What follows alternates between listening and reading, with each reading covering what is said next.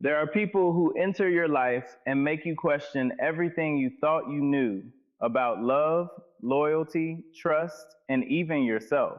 You may have spent nights wondering why you met someone who manipulated your emotions, diminished your confidence, twisted your words, and made you feel guilty for simply wanting to be respected. You may have asked yourself, why me? Why did I have to experience this person? But what if the question you have been asking is the wrong one? What if their presence was never meant to destroy you, but to reveal something within you that had been waiting to awaken? Sometimes the most painful relationships become the mirrors we desperately needed.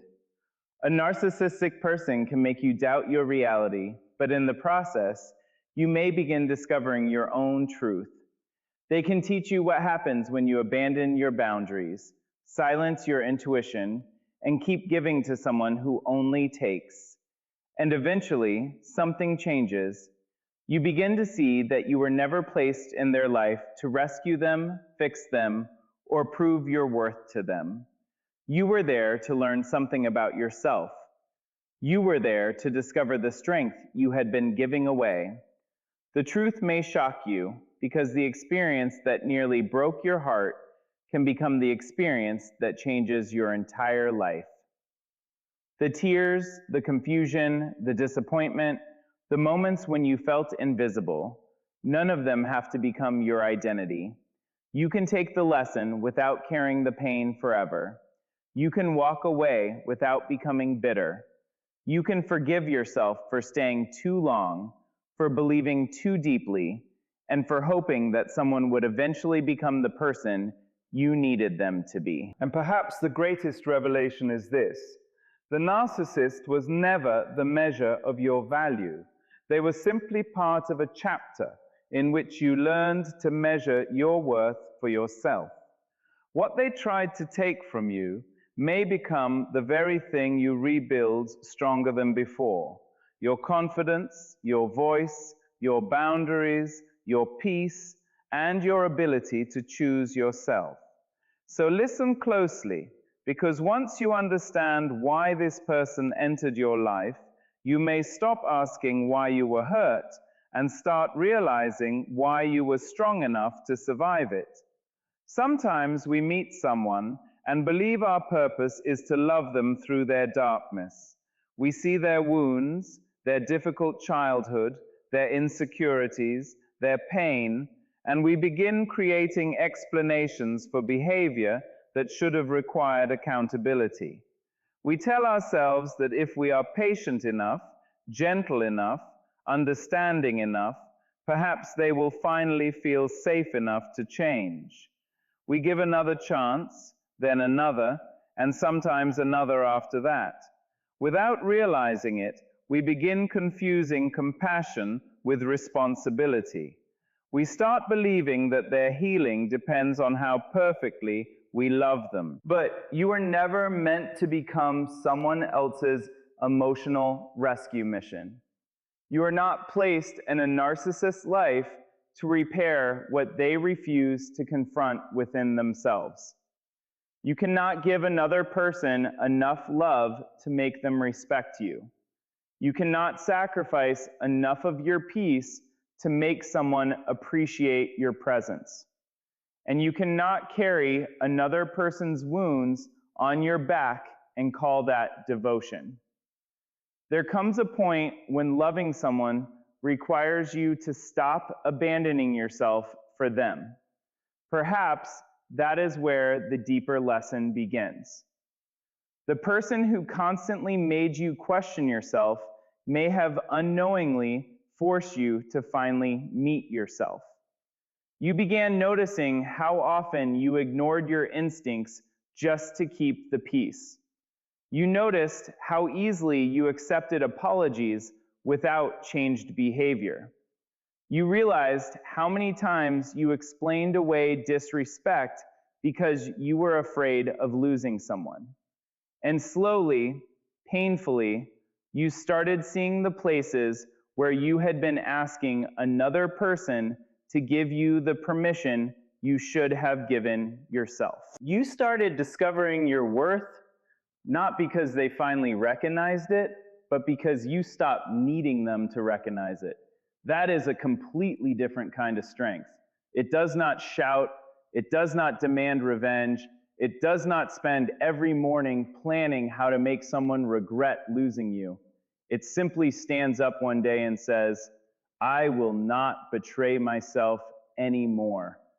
That sentence can become the beginning of an entirely different life.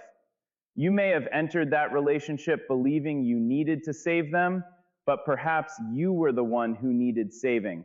From the habit of overgiving, from the fear of being alone, from the belief that love must always hurt before it becomes real. Maybe you needed to learn that being needed is not the same as being loved. Maybe you needed to understand that someone crying, apologizing, promising, or becoming temporarily affectionate does not automatically mean they are capable of giving you a healthy relationship. And when you finally understand this, you stop looking at the experience only through the eyes of the person who hurt you. You begin looking at it through the eyes of the person you became afterward. Stronger, more discerning, more protective of your peace, more willing to listen to your intuition, more capable of walking away from what repeatedly diminishes you. The experience may have wounded you, but it does not have to define you. So do not spend the rest of your life asking why you were not enough for someone who refused to treat you well. Ask a better question. What did this experience teach me about the way I should treat myself? Because perhaps your greatest victory was never changing that person. Perhaps it was discovering that you could finally choose yourself without guilt. And once you learn that lesson, you become very difficult to manipulate again. Not because your heart has become cold, but because your heart finally belongs to you. Sometimes the person who hurts you does not create every wound you carry. Sometimes they simply press against wounds that were already there. Before them, you may have been functioning, smiling, working, loving, and moving through life without realizing how much of yourself you had learned to silence. You may have become skilled at keeping everyone happy while quietly ignoring your own needs. You may have believed that being a good person meant being endlessly patient, endlessly forgiving, and endlessly available. Then someone enters your life and begins testing those beliefs. And suddenly everything you buried begins rising to the surface. You discover how deeply you fear rejection. You discover how uncomfortable you are with disappointing people. You discover that you sometimes say yes when your heart is screaming no. You discover that you explain yourself far more than necessary because you are afraid someone will misunderstand you. You discover that conflict makes you question yourself, even when you have done nothing wrong. These discoveries can be painful, but they can also become gifts if you are willing to face them honestly. The lesson is not that you deserved manipulation because you had wounds. Never confuse vulnerability with permission. Someone else's unhealthy behavior is their responsibility. Your wounds do not make you responsible for the way another person chooses to treat you. But once you recognize those wounds, you have an opportunity to heal them instead of allowing them to quietly control your decisions. Maybe you were afraid of being alone, so you stayed longer than you should have. Maybe you believed losing someone meant losing your future, so you tolerated things that slowly destroyed your peace. Maybe you confused intensity with intimacy and believed that emotional chaos was evidence of deep love. The experience can teach you to separate what feels powerful from what is actually healthy. Not everything that makes your heart race deserves a permanent place in your life. Healing begins when you stop judging yourself for what you did not know before. You cannot punish the person you were for failing to understand what the person you are now understands clearly. Give yourself grace. You were learning. You were hoping. You were trying to make sense of something that often made no sense. You did the best you could with the awareness you had at the time. Then begin rebuilding your boundaries, not as walls designed to keep everyone away, but as doors that you control. You decide who gets access to your energy. You decide what behavior you will accept. You decide when an apology is meaningful and when it is simply another promise without action. You learn that saying no does not make you cruel. Leaving does not make you heartless. Protecting your peace does not make you selfish. And perhaps this is where the deepest transformation happens. You stop seeing your wounds as evidence that you are broken and start seeing them as places asking for your attention. You learn to listen to your intuition again. You learn to trust the discomfort you once dismissed. You learn that your body, your heart, and your inner voice can tell you when something is not right. The person who exposed those wounds does not get to own the story of your healing. That story belongs to you. They may have revealed the places where you were hurting, but you decide what happens next. You can turn fear into wisdom, pain into boundaries, and disappointment into discernment. You can become someone who no longer needs to be chosen by people who cannot value you. And one day, you may look back and realize that the experience did not simply show you what was wrong with another person. It showed you where you needed to come home to yourself. That is the truth about healing. You are not becoming someone new. You are becoming honest enough to stop abandoning the person you have always been. There is a lesson that many people learn only after they have been exhausted by giving too much. Love without boundaries can slowly become a form of self-abandonment. You can love someone deeply and still say no. You can care about someone's feelings and still refuse to accept disrespect. You can understand someone's pain without allowing that pain to become an excuse for hurting you. A boundary does not mean your heart has become hard.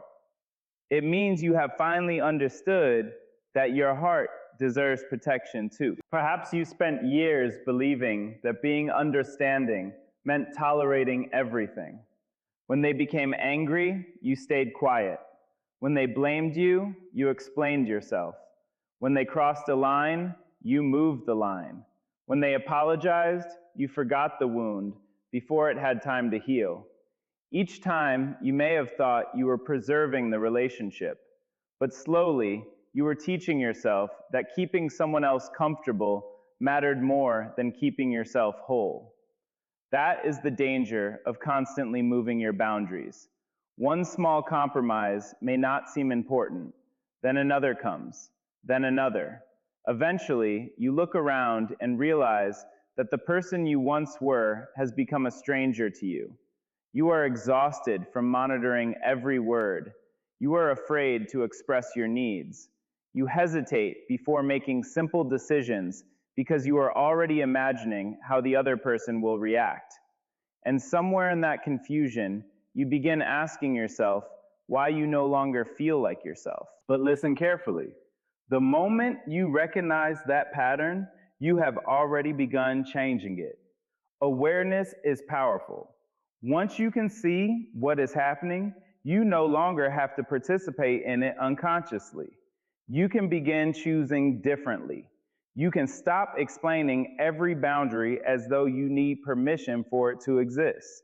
You can say, "This does not work for me," without writing a 5-page defense of your decision. A healthy boundary does not require another person to agree with it.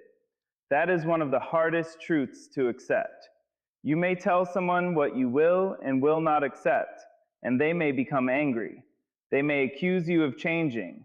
They may tell you that you are selfish, difficult, dramatic, or cold. But their reaction does not automatically mean your boundary is wrong. Sometimes resistance is simply evidence that someone benefited from you having none.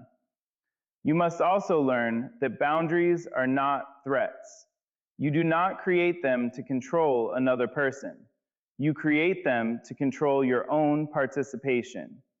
You cannot force someone to speak respectfully, but you can decide what you will do when they do not. You cannot force someone to be honest, but you can decide whether you continue trusting them. You cannot force someone to respect your time, your body, your emotions, or your values, but you can decide whether they continue receiving access to you. And this is where your strength becomes quiet. You stop arguing with people who have already decided to misunderstand you. You stop begging someone to recognize the pain they cause. You stop turning every boundary into a debate. You simply become consistent. Your words and your actions begin agreeing with each other. You may lose people when you develop boundaries. Let that truth be uncomfortable, but do not let it frighten you. Anyone who requires your silence, exhaustion, and self-betrayal in order to remain close to you was never asking for your authentic presence. They were asking for access without accountability. The purpose of a boundary is not to punish anyone. It is to bring you back to yourself.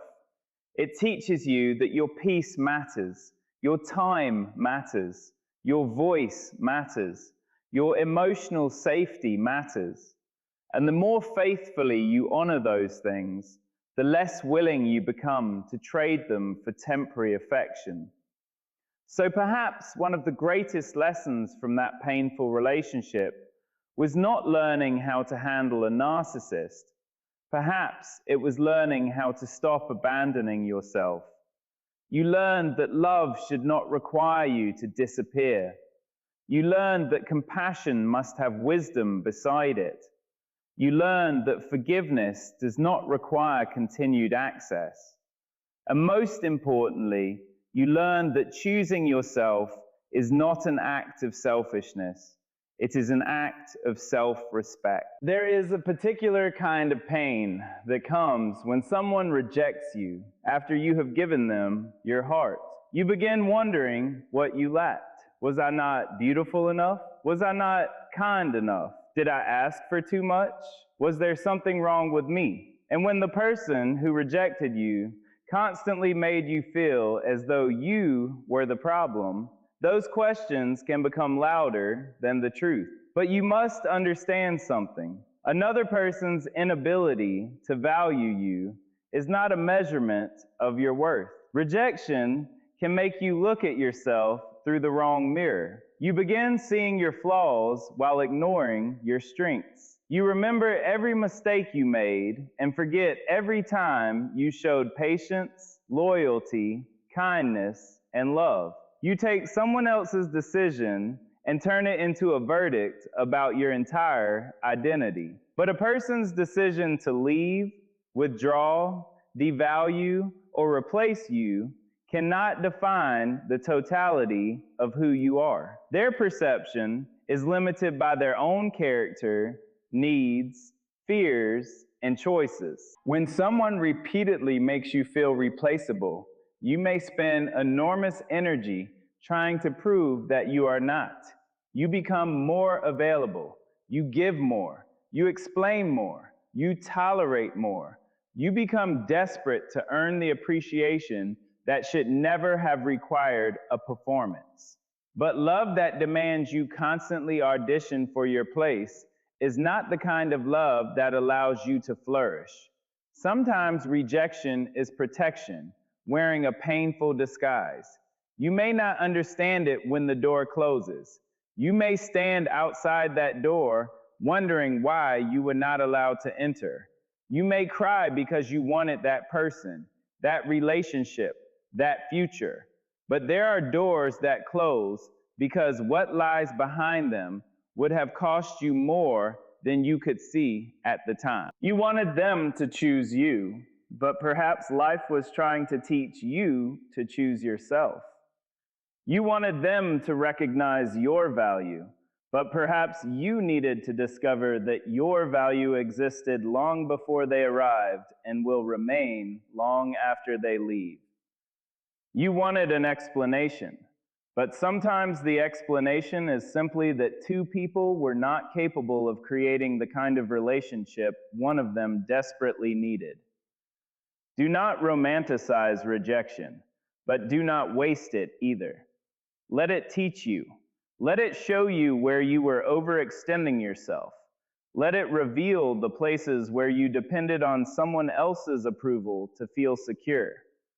Let it teach you to stop chasing people who have already demonstrated that they are unwilling or unable to meet you with the same honesty and care you offer. And do not confuse being rejected with being rejected by life. One person can reject your presence and still have absolutely no authority over your future. One person can overlook your beauty and still not diminish it. One person can fail to understand your heart and still not make your heart less valuable. The world is larger than the person who hurt you, and your future is larger than the chapter that disappointed you. There will come a day when you stop wishing that person had treated you differently, not because what happened was acceptable, but because you finally understand that your healing cannot depend on their transformation. You no longer need them to apologize perfectly. You no longer need them to admit what they did.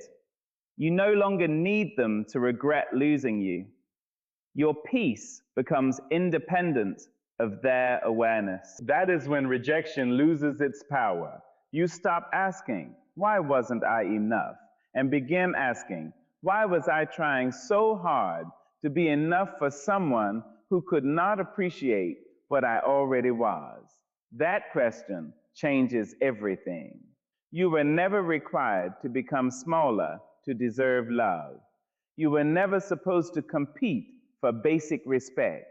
You were never meant to spend your life convincing someone that your heart was worth protecting. The right people will not require you to destroy yourself before they recognize your value. So let the rejection be what it was: painful, real, and perhaps necessary. Take the lesson, but leave the shame. Take the wisdom, but leave the self-blame. Take your heart back and carry it forward with greater discernment, because sometimes what feels like the worst rejection of your life is actually the moment life begins redirecting you toward the respect, peace, and self-worth you should have never had to beg for. Maybe the hardest truth to accept is that you can be a deeply loving person and still give too much.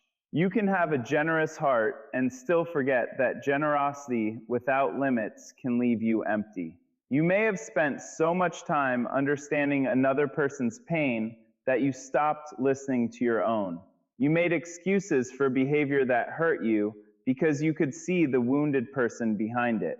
You kept thinking, "They have been through so much," while quietly ignoring the fact that you were going through something too.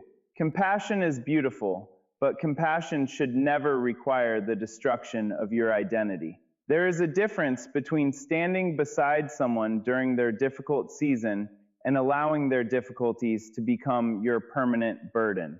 You can understand why someone behaves a certain way without accepting that behavior. Understanding is not permission. Empathy is not surrender. And loving someone does not mean becoming responsible for every emotion they experience. Perhaps you gave too much because you believed that love was measured by how much you could endure. You thought being loyal meant staying when every part of you was exhausted. You thought forgiveness meant pretending the wound had never happened. You thought patience meant waiting indefinitely for someone to become the person you hoped they could be. But real love does not demand that one person disappear so the other person can remain comfortable. There is a moment when giving becomes losing. You stop giving because you want to and start giving because you are afraid. You answer immediately because you fear their anger. You apologize even when you did nothing wrong because you cannot tolerate their withdrawal. You change your plans because you know they will punish you emotionally if you do not. You stop expressing opinions because disagreement has become too expensive. And little by little, you begin living around another person's reactions instead of living according to your own values. That is not what your heart was created for. You were not born to spend your life managing another person's moods. You were not placed on this earth to earn peace by surrendering your voice. And you certainly were not created to prove your love by tolerating what repeatedly breaks your spirit. Choosing yourself does not mean you stop caring about people. It means you finally include yourself among the people you care about. You began asking, what do I need?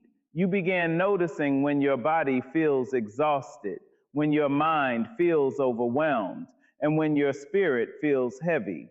You stop treating your own needs like interruptions. You understand that your life matters too. And when you begin choosing yourself, some people may accuse you of changing.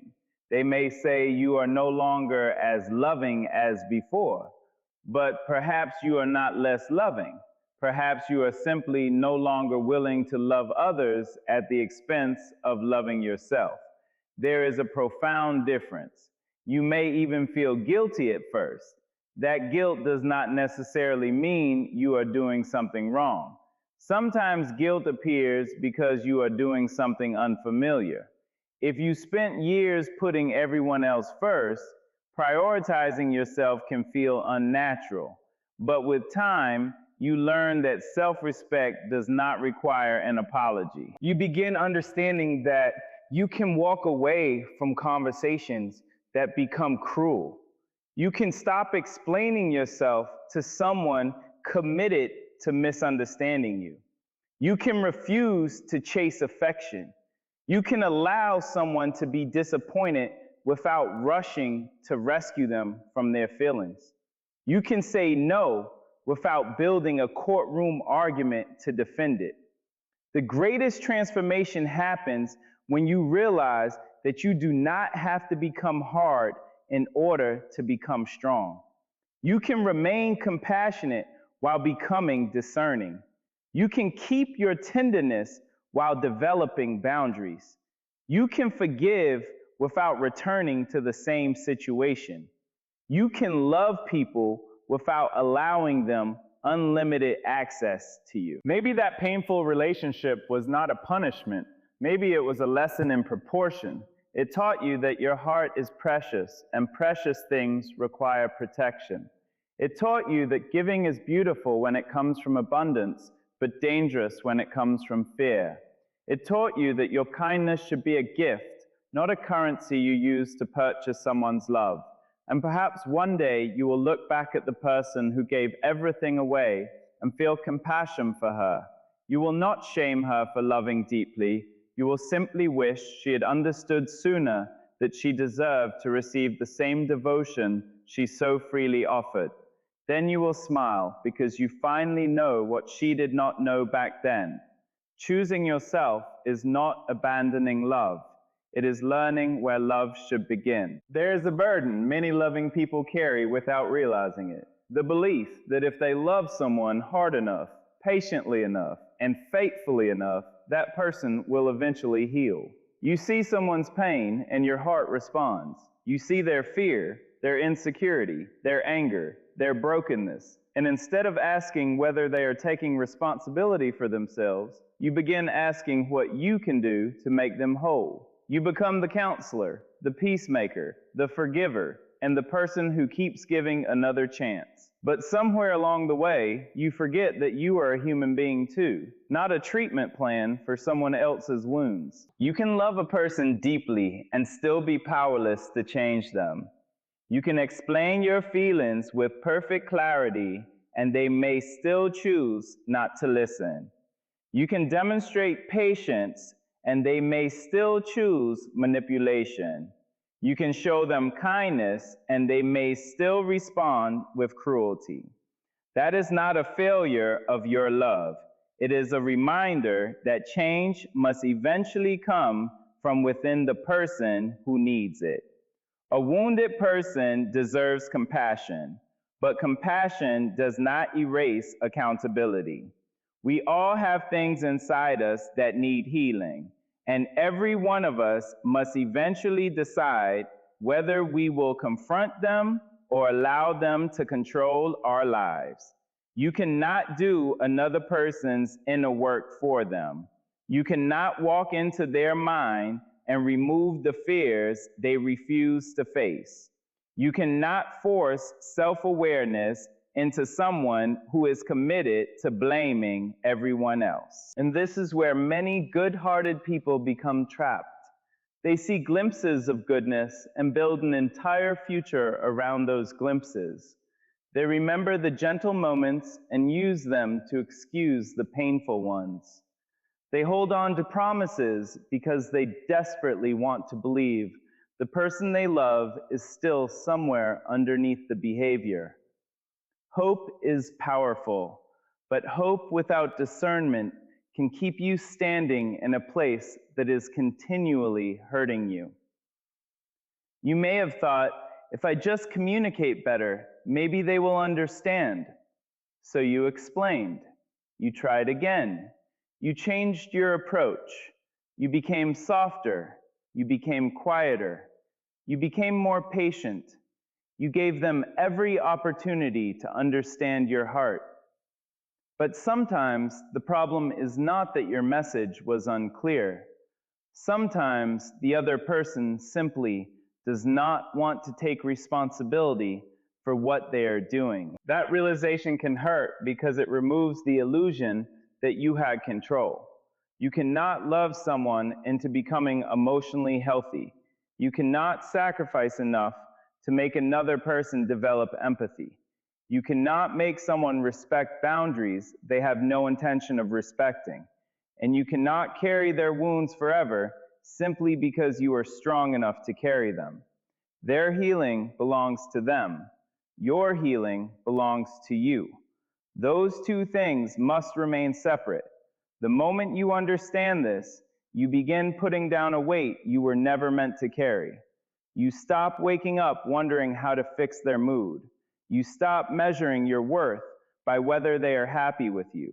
You stop believing every conflict is your responsibility to resolve. You begin allowing adults to experience the consequences of their own choices. That does not mean becoming cruel. It means becoming clear. You can wish someone healing from a distance.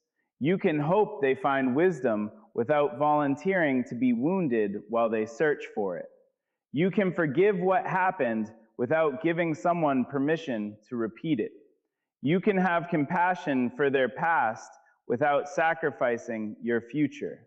And perhaps this is one of the most liberating truths you will ever learn. You are allowed to leave people with their lessons. You do not have to stand beside them while they refuse to learn. You do not have to keep bleeding so someone else can understand the importance of treating you gently. Sometimes the greatest act of love is stepping back and allowing another person to face themselves. Not because you hate them, but because you finally understand that their transformation is not your assignment. Your assignment is to become whole, to recover your voice, to rebuild your peace, to stop carrying what was never yours. And when you finally put that burden down, you may discover something beautiful waiting underneath it, yourself. The person you were before the confusion, the person who laughed freely, dreamed boldly, trusted her intuition, and knew that love was supposed to add to her life rather than consume it. You were never responsible for saving them. You were responsible for not losing yourself while trying.